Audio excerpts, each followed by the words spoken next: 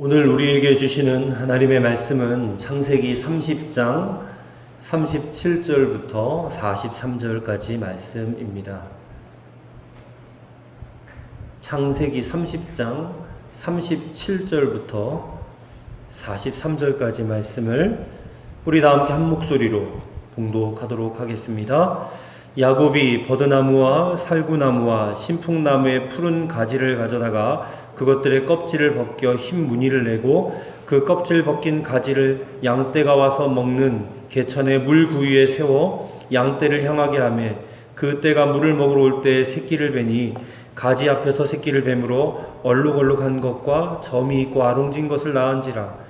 야곱이 새끼 양을 구분하고 그 얼룩 무늬와 검은빛 있는 것을 라반의 양과 서로 마주보게 하며 자기 양을 따로 두어 라반의 양과 섞이지 않게 하며 튼튼한 양이 새끼 뵐 때에는 야곱이 개천에다가 양떼의 눈앞에 그 가지를 두어 양이 그 가지 곁에서 새끼를 베게 하고 약한 양이면 그 가지를 두지 아니하니 그렇게 함으로 약한 것은 라반의 것이 되고 튼튼한 것은 야곱의 것이 된지라. 이에 그 사람이 매우 번창하여 양떼와 노비와 낙타와 나귀가 많았더라. 아멘. 오늘 우리가 함께 은혜 받을 말씀 제목은 축복을 확신하면 길은 열린다. 축복을 확신하면 길은 열린다.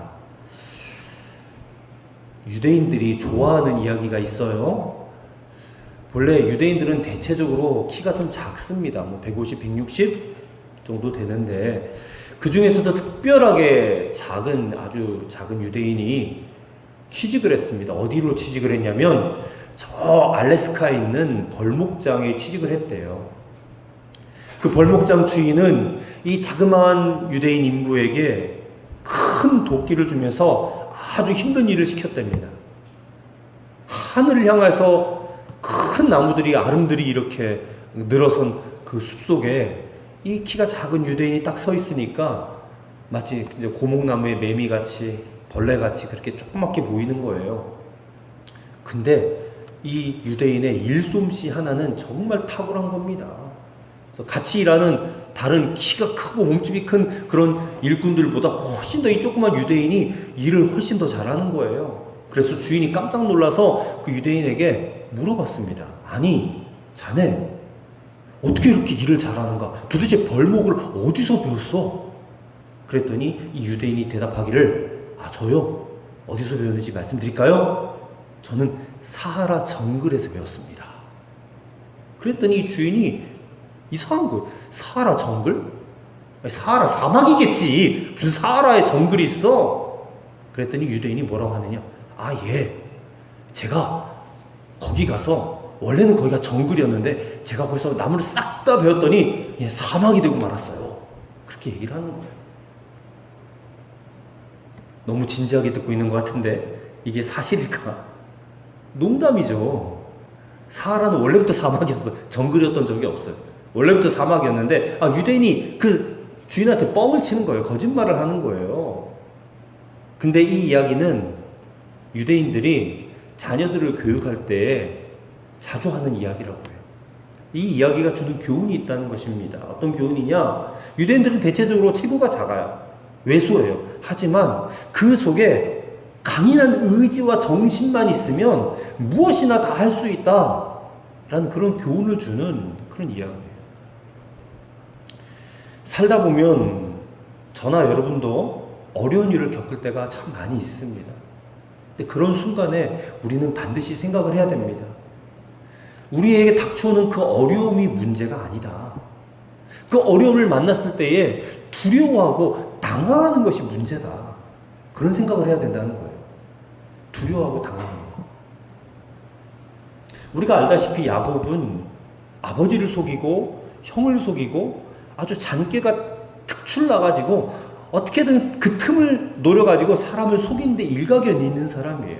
우리가 보기에 별로 배울 것도 없는 그런 아주 잔꾀가 많은 그런 사람입니다. 그러니까 야곱이라는 이름 자체도 속이는 자라는 그런 뜻이에요. 속이는 자. 이름이 좋은 이름도 아니잖아요. 그렇죠? 하지만 이 야곱에게 위대한 게 있어요. 우리가 배울 건 또 배워야 되지 않겠습니까? 야곱의 어떤 위대한 점이 있는데 그 위대한 점이 뭘까? 오늘 이 짧은 본문의 말씀 그리고 30장 전체를 통해서 이 야고보로부터 우리가 깨닫고 또 배워야 될 몇 가지 점들을 함께 생각해보고 우리의 교훈으로 삼고자 합니다. 첫째로 이 야곱은 어떤 거를 가지고 있었느냐? 하나님이 자기를 반드시 축복할 것이다 라고 하는 확신을 갖고 있었다는 거예요. 축복에 대한 확신이 있었다. 자, 야곱이 외삼촌 집에 가서 삽니다. 이제 거기서 아내를 둘이 넣었죠. 그리고 그 아내에게 딸린 여종들도 아내를 얻어요. 그러니까 아내가 총 4명입니다. 4명. 그러니까 14년 동안 그 2명의 아내를 얻기 위해서 종살이를 하고 이제 삼촌 라반에게 고향으로 돌아가겠다. 이제 내가 충분히 할 만큼 했고 아내도 얻고 자식들도 낳았으니까 이제 고향으로 가도록 해주세요. 그랬더니 삼촌 라반이 이 야곱을 좀 붙잡아 두려고 제안을 합니다. 내가 이제부터 너에게 품삯을 줄게. 자, 창세기 31장 41절을 펴보세요. 31장 41절을 펴보면 이 삼촌 라반이 야곱의 품삯을 10번이나 어겼다라는 사실을 밝히고 있어요. 내가 외삼촌의 집에 있는 이 20년 동안 외삼촌의 2딸을 위하여 14년, 외삼촌의 양떼를 위하여 6년을 외삼촌에게 봉사하였거니와 외삼촌께서 내 품삯을 10번이나 바꾸셨으며, 외삼촌이란 사람이 조카를 무보수로 부려먹었다는 거예요. 공짜로. 그러니까 야곱으로서는 이 외삼촌의 또 하나의 제안이 고민이 되는 순간입니다. 14년 동안 아내가 4명이나 생기고 자식은 11명이나 생겼어요. 근데 그들을 먹여 살릴 수 있는 재산이 하나도 없는 겁니다. 왜냐하면 외삼촌이 품삯을 주지 않으니까. 그래서 그대로 그냥 고향으로 돌아갈 수도 없는 거예요. 근데 그렇다고 이 욕심 많고 이기적인 삼촌에게서 또 정당한 품삯을 받으리라는 그런 보장도 없는 거예요. 너무나 어려운 일이 된 겁니다. 그래서 야곱이 선수를 치는 거예요. 라반에게 먼저 이렇게 제안을 합니다. 삼촌, 지금까지 저에게 품삯을 주지 않았는데 괜찮습니다. 주지 않아도 되고 앞으로도 안 주셔도 되겠지만 내가 이제부터 6년 동안 외삼촌에게 더 봉사를 할 텐데 그때 이 양과 염소 가운데 아롱지고 점 있고 검 있는 양과 염소들, 그런 것들만 나에게 품삯으로 주세요. 그런 제안을 먼저 하는 겁니다. 그러니까 그 제안이 이 야곱에게는 너무나 불리한 제안입니다. 그리고 삼촌 라반에게는 아주 흔쾌히 동의할 수 있는 그런 제안이에요. 왜냐하면 이 점 있고 아롱지고 얼룩얼룩한 그런 그 양과 염소들은 이게 열등한 종이에요. 그러니까 우등한 종이 있고 열등한 종이 있는데 이 점 있고 뭐 얼룩무늬 있는 것들은 열등한 종이기 때문에 이 새끼를 낳아도 굉장히 적은 수만 나와요. 어쩌다가 한 마리 나오는 그 정도 수준이라는 거예요. 그래서 라반이 그래? 그럼 너 그것만 가져 하고 흔쾌히 동의를 하고 꾀를 또 내요. 라반이 무슨 꾀를 내느냐, 지금 즉시 아들과 종들을 시켜가지고 지금 자신들의 가축 중에서 얼룩한 무늬 있는 것들 다 가려내가지고 자기 아들들에게 다 줘버리는 거예요. 한 마리도 뺏기지 않겠다, 이제 그런 심산을 갖고 있는 거예요. 그런데 결과는 어땠느냐, 참 놀라운 일이 발생합니다. 그날부터 야곱이 치는 양과 염소 중에서 건강한 양과 염소들이 새끼를 낳았다 하면 뭐가 나오느냐, 얼룩얼룩하고 아롱지고 점 있고 이런 것들만 나오는 거예요. 그렇게 해서 야곱이 많은 가축들을 거느리는 부자가 되었다. 그게 오늘 본문의 결론입니다. 자, 우리는 여기서 야곱의 태도를 주목해 봐야 돼요. 지금 삼촌 라반에게 속아가지고 품삯 하나도 못 받고 이렇게 빈털터리로 지금 살아가고 있는데 그 여유와 그 배짱이 어디서 나오느냐. 지금 그가 품삯 가지고 라반과 싸웠습니까? 싸우지 않았어요. 라반에게 그저 이제부터 나는 얼룩이들만 갖겠다는 거예요. 얼룩이들만. 그것만 내 몫으로 해달라, 파격적 제안만 했을 뿐이라는 겁니다. 라반이 자기 아들들에게 이미 있던 얼룩이들 다 빼돌릴 때도 야곱이 그거 다 봤을 거예요. 봤는데도 낙담하지 않았어요. 하나 두고 봐. 내가 부자가 될 거야. 이런 마음이 있었다는 거예요. 마치 신나는 게임하듯이 문제를 풀어갖고 결국엔 승리했다는 겁니다. 여러분, 야곱이 어떻게 이렇게 할 수 있었을까? 본문을 통해서 가만히 보면 야곱이 축복에 대한 확신이 있었다는 거예요. 하나님에 대한.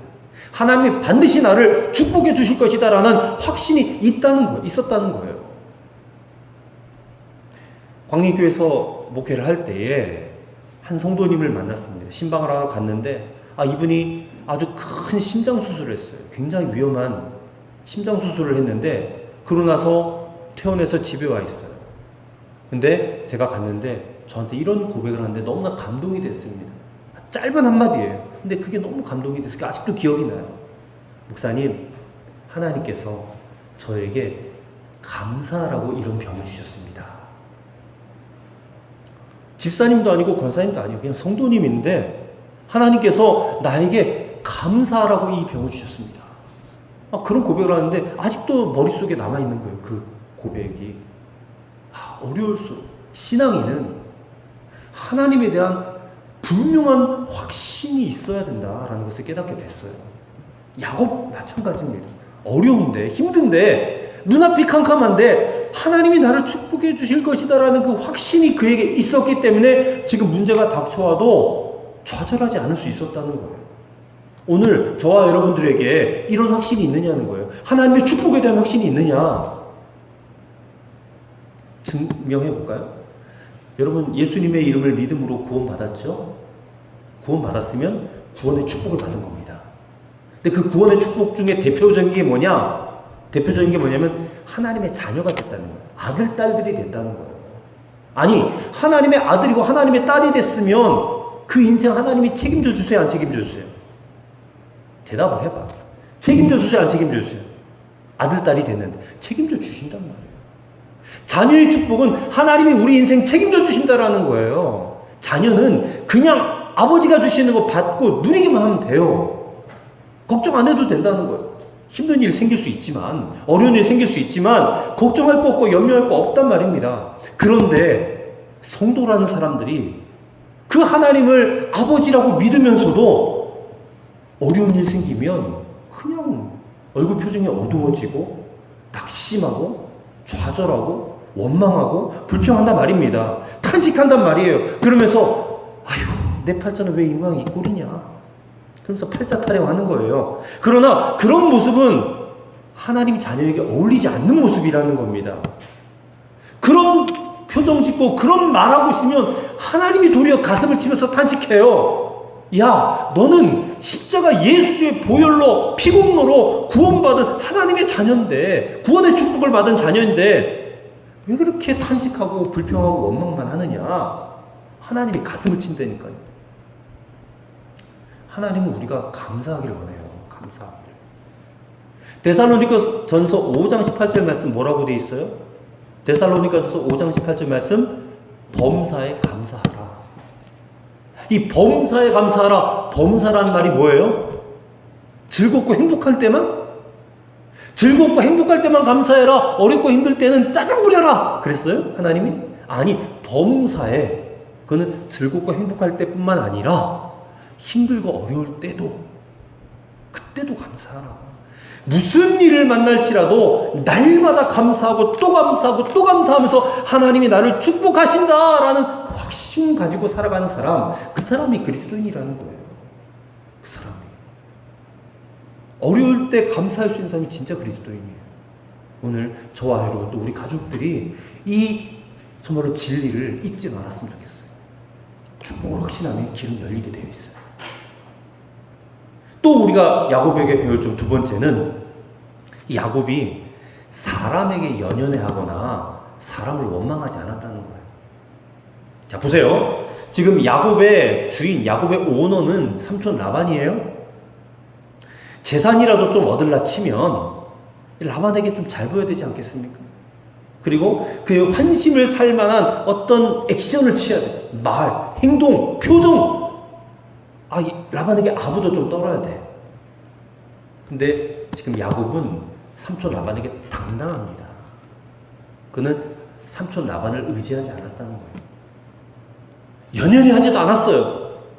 라반이 자기를 속여도 그거에 좌절하지 않았습니다. 어떻게 그럴 수 있었는가? 자, 오늘 보면 37절부터 43절까지 읽었는데 그 내용을 다시 한번 요약해서 말씀드려볼게요. 야곱이 염소를 데리고 개울가로 갔어요. 거기서 무슨 일을 했냐면 버드나무, 살구나무, 신풍나무의 가지를 꺾어가지고 껍질을 막 벗겨요. 그리고 그거를 잘 엮어가지고 양과 염소들이 물 먹는 개울가 위에다가 세워둬서 거기서 양과 염소들이 물을 먹을 때마다 그 벗겨진 가지들을 보게 한 거예요. 왜냐면 그 가지들이 좀 얼룩덜룩, 껍질을 깨끗하게 벗긴 건 아니고 검은 부분, 흰 부분, 검은 부분, 흰 부분이니까 얼룩얼룩한 무늬를 낸 거예요. 가지를. 근데 거기서 그 양과 염소들이 물을 마시면서 교미를 합니다. 새끼를 베는 거예요. 그랬더니 그때부터 그 양과 염소들이 얼룩무늬 새끼들을 낳더라는 거예요. 신기한 일이 벌어진 겁니다. 신기한 일. 이 방법이 무슨 과학적인 근거가 있는 방법인가? 절대 없어요. 얼룩무늬는 가지를 쳐다보고 교미를 했더니 얼룩무늬 새끼를 낳았다? 아무런 과학적 근거가 없는 그런 일을 한 겁니다. 야곱이 과연 이런 방법이 통할까? 그런 생각을 했을까요? 그럼 야곱은 좀 모자란 사람이죠. 모자란 사람. 근데 야곱이 왜 도대체 그렇게 했는가? 자, 창세기 31장 7절부터 12절에 나와요. 자, 창세기 31장 우리가 다음 주에 볼 건데 31장 7절부터 12절까지 말씀 보면 야곱이 자기 아내들에게 꿈 이야기를 합니다. 자, 읽어볼게요.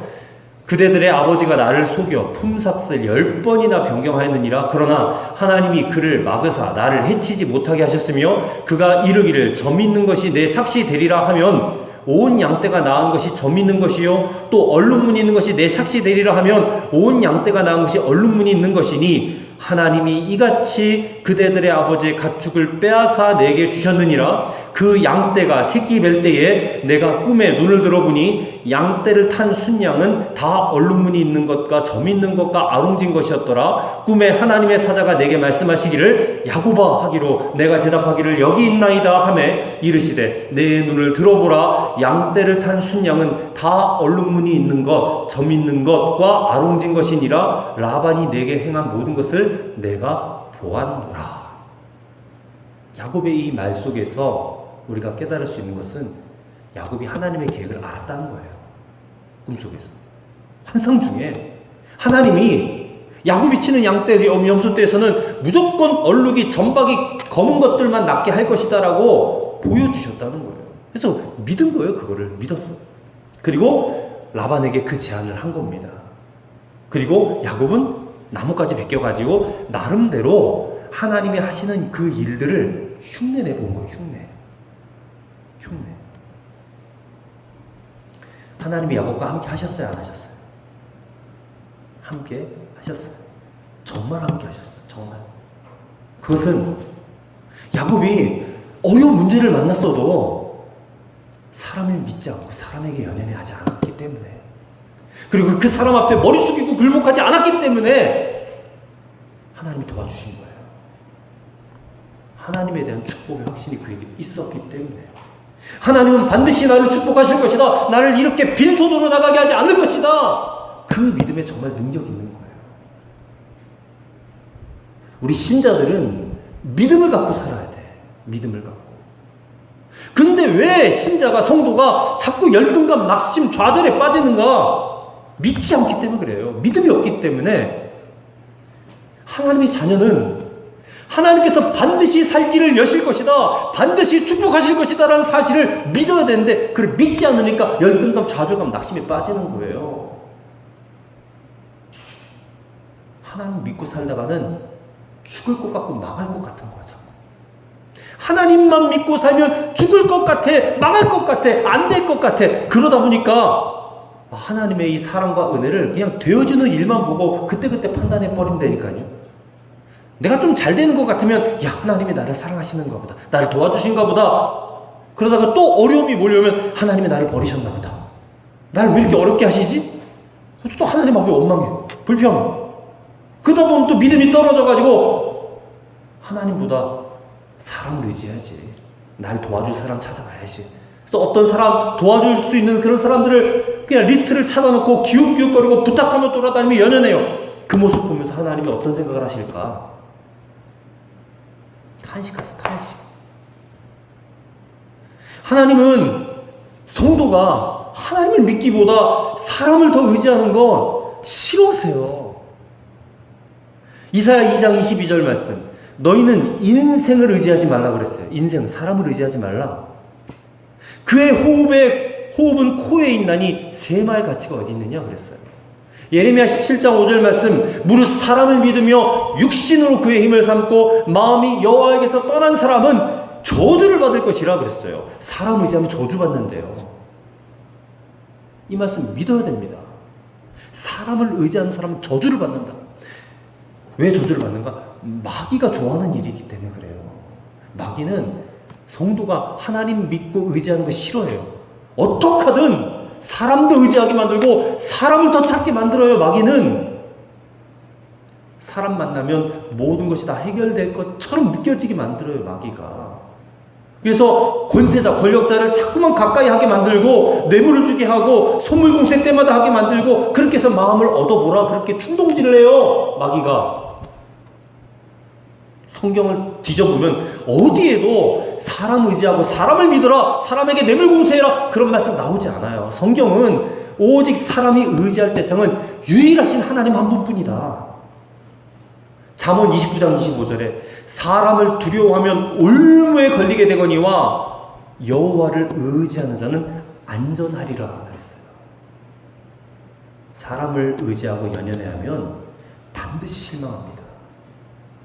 하나님 먼저 찾는 것이 어리석게 보이고 하나님 찾는 것이 미련해 보인다 할지라도 성경은 그것이 최고의 복이라고 선언하고 있어요. 대표적인 말씀이 시편 146편 3절부터 5절까지 말씀이에요. 귀인들을 의지하지 말며 도울 힘이 없는 인생도 의지하지 말지니 그의 호흡이 끊어지면 흙으로 돌아가서 그 나라에 그의 생각이 소멸하리로다. 야곱의 하나님을 자기의 도움으로 삼으며 여호와 자기 하나님에게 자기의 소망을 두는 자는 복이 있도다 그랬어요. 복이 있도다. 성도는 복 있는 자들이에요. 왜 복 있는 자들이냐? 여호와 하나님만 의지하고 살도록 만들어졌기 때문에 복 있는 자들이에요. 이 말씀 정말 믿어야 됩니다. 그렇다면 나를 도와줄 수 있을 것 같아 보이는 사람에게 이제 더 이상 연연해야 할 필요 없어요. 거기에 소망 둘 필요도 없어요. 우리는 선언해야 돼. 하나님 앞에 이제 나는 하나님만 의지하겠습니다. 이제 나는 하나님께만 소망을 두고 살겠습니다. 그렇게 믿음으로 가서 선언해야 돼요. 믿음으로. 그럴 때에 그는 물가에 심어진 나무와 같이 그 뿌리를 강변에 뻗치고 더위가 올지라도 두려워하지 아니하며 그 잎이 청청하며 가뭄은 해도 걱정이 없고 결실이 그치지 아니한 같으리라. 아멘이죠? 아멘이죠? 세 번째, 야곱에게 배워야 될 세 번째, 야곱은 끊임없이 믿음의 훈련을 했다는 거예요. 믿음의 훈련을 했어요.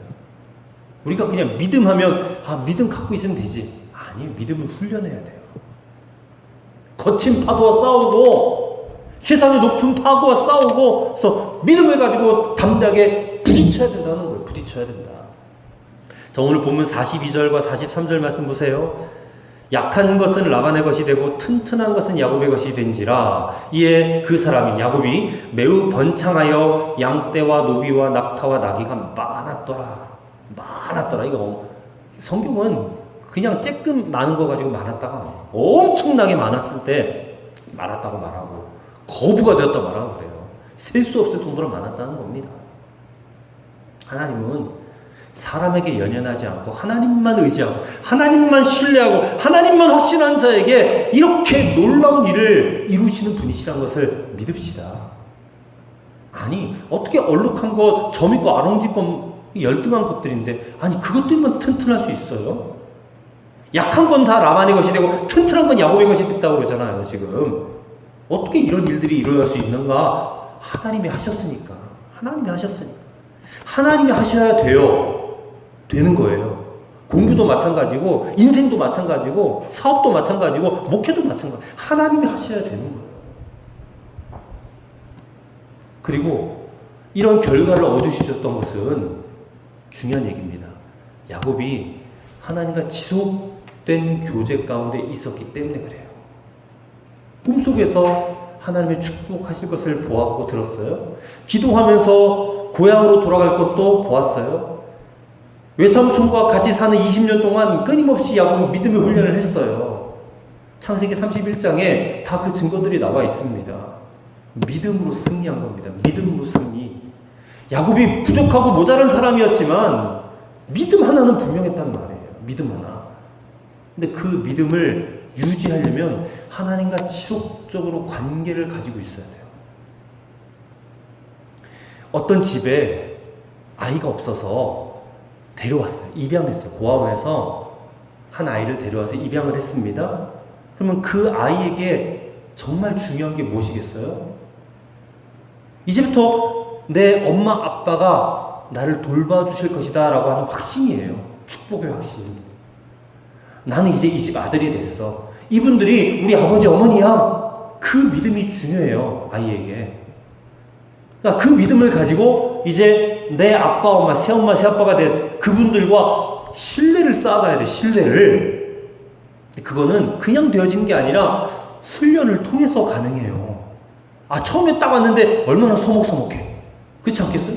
규원이가 지금 여기 있는데 새엄마 새아빠가 너를 데려갔어. 그럼 그 집에서 이제부터 살아야 돼. 그럼 얼마나 서먹서먹하겠어. 근데 하기 싫어. 대화하기도 싫고 얼굴 보기도 별로 안 좋은데 그 집에 갔으면 이제 그 집에 살아야 되는 거예요. 그러면 어떻게 훈련을 해야 돼요. 어떻게든 대화하고 교제하고 그래서 관계의 폭을 확장시켜 나가야 된다는 거예요. 그 관계가 분명하지 않으면 새엄마 새아빠의 작은 책망 한마디도 굉장히 비수처럼 꽂혀요. 나는 아닌가 봐. 저분들은 나 싫어하나 봐. 날 미워하나 봐. 그렇게 되는 거예요. 하나님과 우리의 관계도 똑같습니다. 똑같습니다. 로마서 8장 31절부터 35절은 우리에게 이렇게 말씀합니다. 들어보세요. 만일 하나님이 우리를 위하시면 누가 우리를 대적하리요? 자기 아들을 아끼지 아니하시고 우리 모든 사람을 위하여 내어주시니가 어찌 그 아들과 함께 모든 것을 우리에게 주시지 아니하겠느냐? 누가 너희 하나님께서 택하신 자들을 고발하리요? 의롭다고 하신 이는 하나님이시니 누가 정죄하리요? 죽으실 뿐 아니라 다시 살아나신 이는 그리스도 예수시니 그는 하나님 우편에 계신 자여 우리를 위하여 간구하시는 자시니라. 누가 우리를 그리스도의 사랑에서 끊으리요? 아무도 끊을 자가 없다는 거예요. 신자는, 예수 믿는 사람들은 이 믿음이 있어야 되는데 이 믿음조차 없이 그냥 왔다 갔다 하는 신앙생활은 필요 없는 신앙생활이에요. 이 믿음을 가지고 신앙생활해야 진짜지. 그래서 성경을 보면 끊임없이 우리에게 이 말씀을 믿으라, 또 믿으라, 믿으라 요청하는 거예요. 성경은 믿어야 되는 책이에요. 정말 믿었다면 여러분, 하나님과 우리와 관계는 그 어느 누구도 끊을 수 없는 사이가 되었다는 것도 믿으시기 바랍니다. 이제 그 믿음 가지고 하나님과 더 친밀하고 하나님과 더 사랑하는 그런 관계로 확장시켜 나가야 돼요. 그게 중요합니다. 축복은 이미 주어졌단 말이에요. 중요한 게 아닙니다. 하나님의 궁극적인 관심은 우리가 그냥 축복 주고 많은 그런 게 아니라 축복은 그냥 주어진 거니까 하나님과 우리가 더 깊이 사랑하고 더 깊이 친밀해지고 그런 관계 안에 거하는 거예요. 신앙생활은 그겁니다. 우리가 교회 나오는 이유가 하나님 앞에 막 떼써가지고 뭐 하나 얻어내고 또 막 떼써가지고 뭐 하나 얻어내고 이런 건 신앙생활 아니에요. 그거는 샤머니즘이에요. 저기 불교나 무속신앙들이 하는 짓이지 기독교 신앙은 그런 신앙이 아니에요. 축복은 이미 주어졌고 믿으면 돼요. 우리가 할 것은 하나님과 사랑의 관계 속에 있는 거예요. 우리가 하나님을 사랑하고 하나님을 우리가 높여드리고 하나님 찬양하고 감사하고 그렇게 하나님과 친밀한 관계를 맺는 것, 그게 믿음의 훈련을 통해서 가능하단 말입니다. 여러분, 살다 보면 삶의 어려움들, 문제들은 끊임없이 생겨요. 자꾸 생겨요. 왜? 우리가 이 땅에 살기 때문에 그래요. 이 땅은 하나님이 다스리는 땅이 아니에요. 이 땅은 마귀가 지배하는 땅이에요. 공중권세 잡은 자 마귀가 이 세상을 다스린다 성경이 그러고 있어요. 어쩔 수 없어요. 문제가 생길 수밖에 없고 시험거리 끊임없이 생길 수밖에 없어요. 마귀도 가만히 있는 존재가 아니에요. 우리의 믿음을 떨궈버리기 위해서 끊임없이 노력하고 있어요. 마귀도. 그러니까 우리의 삶의 과제가 이래요. 어려워요. 근데 그럴 때 그냥 마귀가 하도록 그냥 내버려 두고 살아야 돼요, 우리가? 아니요. 어려움, 당연히 있는 거지. 문제, 당연히 생기는 거야. 왜? 이 땅에 살기 때문에. 그래서 우리는 당황할 필요 없어요. 두려워할 필요 없어요. 당연히 찾아오는 거. 그럼 우리가 할 일은 뭐냐? 믿음의 자리로 나가는 거예요. 믿음의 자리. 훈련을 해야 된다는 거예요. 믿음의 자리로 달려나와서 거기서 하나님의 뜻을 구하고 묻고 해결받아야 돼요. 그럼 하나님이 보여주시고 나아갈 수 있는 길을 열어주신단 말이에요. 어떤 목사님이 있었습니다. 이 목사님이 젊을 때 이제 군대에 가게 됐는데 공군에 자원 입대했어요. 근데 가서 훈련을 갔는데 얼마나 훈련이 힘들고 고달픈지 훈련이 시작된 그날부터 그냥 밤마다 취침 시간 되면 여기저기서 막 훌쩍거리고 울고 있던 전우들이 많았대요. 근데 이 목사님도 키만 이렇게 크고 좀 몸이 허약했기 때문에 그 훈련을 감당하기가 너무 벅찬 거예요. 힘들었어요. 하지만 한 번도 울지 않았답니다. 오히려 그 힘든 와중에서 이분은 하나님의 은혜와 하나님의 사랑을 항상 바라보았대요. 훈련을 한 거죠. 오히려 그 과정 가운데 감사 기도를 드렸다는 거예요. 군에 입대하니까 훈련 중에 수양록을 쓰래요. 일기같이 수양록을 의무적으로 써야 됐는데 이분은 날마다 하나님 앞에 감사하는 글을 썼다는 거예요. 하나님께서 나에게 힘든 훈련을 받게 하심으로 내가 좀 더 강한 사람으로 되도록, 강한 사람으로 연단되도록 하신다. 그냥 조교한테 빠따를 맞은 날은 이렇게 썼대요. 내가 거의 매맞지 않고 자랐는데 하나님께서 이 빠따를 치셔서 부모님의 사랑을 깨닫게 하시는구나. 매맞는 자의 고통도 체험하게 하시는구나. 너무나 감사하다. 어떻게 이럴 수가 있어요? 나 잘못한 것도 없는데 왜 내가 빠따를 맞아야 하고 불평하고 원망하고 울어야 정상인데 그렇게 하지 않고 부모님의 사랑을 이해하게 하고 매맞는 자의 고통을 깨닫게 하시다니. 그래서 감사하다니. 거의 그 수양록에 감사의 기록들이 채워져 가는 거예요. 근데 그러던 어느 날 내무반장이 부르더래요. 잔뜩 긴장해가지고 내무반장으로 실로 갔더니 그동안 그렇게 막 무섭게 엄하게 하던 그 사람이 너무나도 온화하고 부드러운 음성으로 이분에게 자네 훈련받느라 너무 힘들지? 군대는 다 그런 거야. 그런데 자네 언제부터 교회를 다녔나? 묻는 겁니다. 그러면서 말하기를 사실 내 어머니가 독실한 기독교인이신데 아들인 내가 신앙생활을 잘 안 해서 맨날 야단을 치신다. 지금도 아마 나 때문에 눈물의 기도를 드리고 계실 거야. 내가 이번 주일부터 자네 따라서 교회 나가고 싶은데 자네가 나 좀 데리고 가주게. 힘들고 어려울 때에 하나님께 도리어 감사하고 그리고 기도했다. 그것 때문에 한 사람의 영혼을 구원하게 된 겁니다. 하나님의 계획은 이런 거예요. 이런 거. 우리가 처한 형편과 어려움을 하나님 모르지 않으십니다. 그리고 하나님은 그 형편과 어려움을 외면하지도 않으세요. 야곱 보세요. 한 푼 삭도 받지 못한 채 일하다가 지금 무일푼으로 고향으로 돌아가게 됐는데 하나님 그렇게 하지 않으셨어요. 오늘 저와 여러분의 삶의 문제와 어려움을 통해서 하나님은 반드시 선한 일들을 이루고 계세요. 그런 계획이 있으시다는 거예요. 중요한 것은 그런 하나님과 내가 이 친밀한 관계 속에 거하고 있느냐, 그 사랑의 관계 속에 지금도 친밀하게 하고 있느냐, 이게 중요하다니까요. 이게 중요하다. 어떤 사람들은 문제 생기고 어려움 생기면 하나님과 관계 속에서 풀어갈 생각은 하지 못하고 자꾸만 다른 사람 탓만 하는 거예요. 이게 사람에게 연연하고 사람에게 의지하는 태도가 있기 때문에 그렇습니다. 그러면 안 돼요. 신앙인들은 자기 자신이 직접 하나님과 대화하면서 풀어가야 된다는 거예요.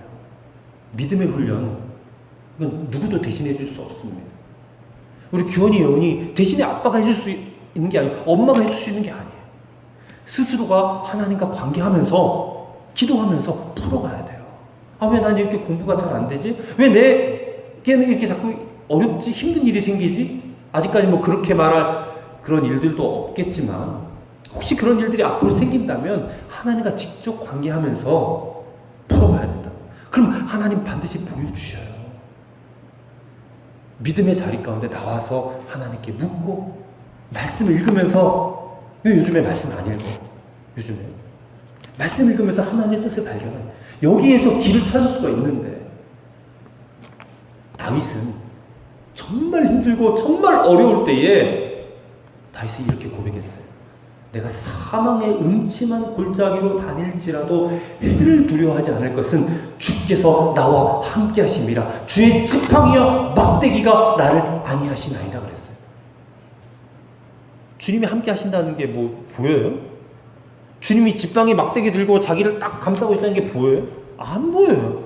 안 보이는데 하나님과 지속적으로 교제하고 관계를 맺으니까 그런 고백이 나도 모르게 터져 나오는 거예요. 그리고 그런 고백이 다윗으로 하여금 승리의 삶을 살게 했고 축복의 삶을 살게 했다는 것을 우리가 믿어야 됩니다. 오늘 우리 사랑하는 성도 여러분, 야곱에게 배워야 될 이 세 가지 잘 배워서 그렇게 살아보시기 바랍니다. 분명히 놀라운 일들이, 또 복된 사건들이 우리에게 일어나게 될 거예요. 시편 23편의 마지막에 다윗의 그 고백이 오늘 저와 여러분의 고백 되어지게 되기를 주님의 이름으로 간절히 축원합니다. 기도합니다. 하나님 아버지 감사합니다. 어려움이 몰려오고 낙심이 들 때가 얼마나 많은지요.